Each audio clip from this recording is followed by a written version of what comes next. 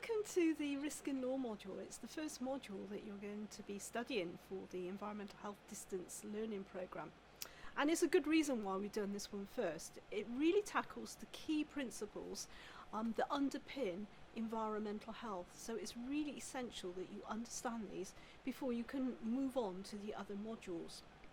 Now, the way we've designed this is we've broken it down into 12 sessions for you to go through at your own pace. We've got 4 sessions to begin with that focus on risk. Now, risk is a really important topic for environmental health because everything we do really is on a risk-based decision. And what we're going to be teaching you is how to make those decisions in a practical situation. Then, moving on from there, we're going to be delivering 7 sessions on environmental health law. So this is the key underlying principles that you need to know about the law before you can go into practice. It's the general concepts that we will be developing later as we go through into the more specific modules. So what I'm going to do first of all is I'll talk you through some general ideas about the risk bit, because that's the part that I'm going to be delivering and responsible for. So as I said, there's going to be 4 sessions, and the first bit is an introductory session. It's about how people perceive risk and how people measure risk, and also how we identify hazards. Our second session is going to be about theories of risk and how we can put it into various models so that we can predict behaviour in the future. The third session is a key one because that really gets you into the practice, and it's about how accidents happen, how injuries to people happen as well, and the consequences of that. And then finally, the 4th session on risk is about how we communicate risk. You'll be aware, for example, of all the media issues that we have about risk that we get from time to time and how scary they can be. So as environmental health practitioners, we need to be able to make sure that we communicate risk in the most sensitive way so that people can easily understand it and we get the correct behaviour from it. So following on for those 4 sessions on risk, there are going to be 7 sessions on environmental health law. My colleague Nahum Kadan is going to develop those, so he will talk you through sort of general ideas behind those now. My name's Nahum Kadan, and I'll be delivering the law lectures on the Environmental Health Risk and Law module. Now, the law is really important to environmental health practice because it offers us a means by which to prevent and manage environmental threats to public health. Over the course of this module, you're going to be looking at fundamental legal principles. We're going to start off looking at the structure and functions of the English legal system. We'll look at how the law is made, how policy is decided, and look at it specifically within the environmental health context. Furthermore, we're going to develop that, and we're going to look at the skills which lawyers and judges use to actually interpret environmental health law. This is the kind of stuff they teach on the first year of law degrees. So you'll be looking at aspects such as how to interpret legislation and how to analyse case law, so fundamental skills for an environmental health practitioner. Moving on, we go into look at the European angle. The majority of environmental law and consumer protection law now comes from Europe, so it's important we understand how this operates alongside UK law. So we're going to look at the interaction, we're going to look at examples from food safety and occupational health and safety to see that European Union UK interaction. But we also want to go outside the EU. We're living in a globalised society. It's important we know how international law impacts on European and UK law. So we're going to be looking at international law in relation to food safety, so international food safety and standards law, and we're going to look at it from the perspective of the African continent. We're going to look at how international food law can help reduce the incidence of diseases in the African continent, but not only that, and how food safety law can also improve the trade capacity of African countries and enhance food security. Okay, so there's a lot of opportunities for environmental health practitioners to work in the development field with NGOs, so an understanding of international law is critical. Furthermore, integrating law with risk, we're going to look at how the law is used to manage risk. So we're going to look at important legal principles and powers which are used to manage risk in environmental health. And what we're going to do is we're going to look at examples from health and safety, housing, food safety, and environmental protection to give you real-life case studies and perspectives of how the law is so critical to what we do.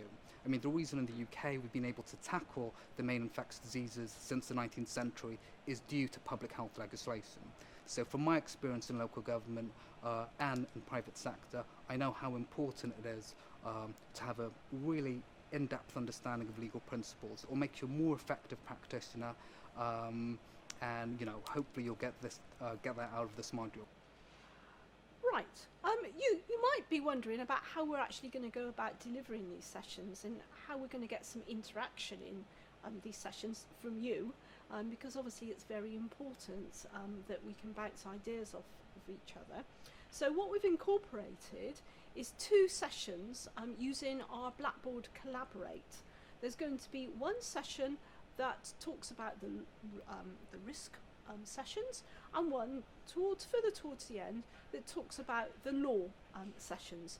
In these Collaborate sessions, we will get together online, and you will have the opportunity to talk to us, to have a discussion, to talk about any points that you're finding difficult to understand, ask us any questions, and it would be the sort of discussions that we would normally have in the classroom. We'll be able to have those equally well online. The other thing I do need to say at this point is, although Nahum has developed the law side of this module, he won't actually be involved in the Collaborate session, and that's because Nahum has now moved on to another environmental health programme, and it's going to be my new colleague Phil Gilbert who will actually be providing the support for the law part of this module. So what I'll do now is I'll introduce Phil to you. Hello, I'm Phil Gilbert, and as Sharon says, I'll be taking over from Nahum to deliver the law part of this module. The law part will introduce you to basic concepts of law, as Nahum has already said, and I will be there to support the lectures that are available online, and also to support you and offer email and phone support throughout the module. I will also be there in the Collaborate sessions with Sharon to go through discussions relevant to the module at that stage, and to support you with the assignment towards the end. Finally, I'm sure, as all students, you're probably wondering about how do I pass this module? What do I need to do? And of course, we need to talk about assessments.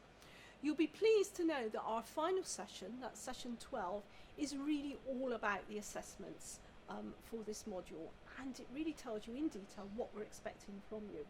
So I'll talk about it very briefly here.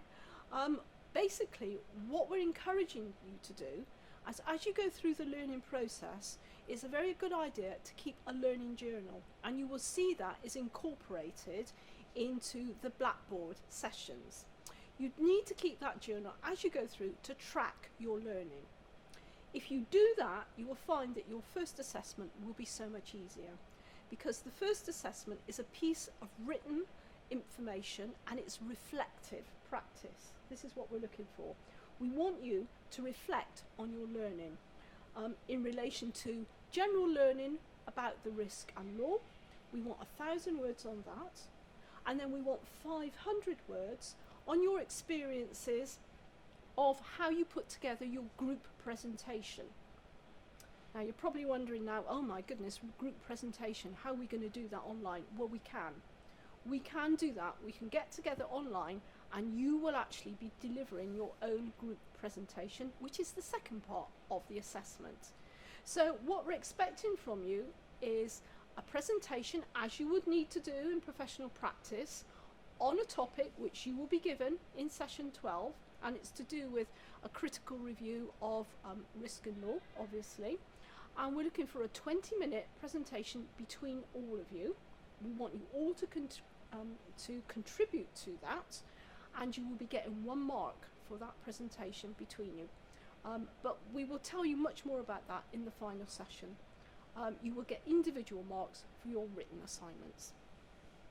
So I think that's all we need to say now in terms of introduction to this module. And I think now it's down to you to get on, have a look at it, and I look forward to meeting you all in the Collaborate sessions.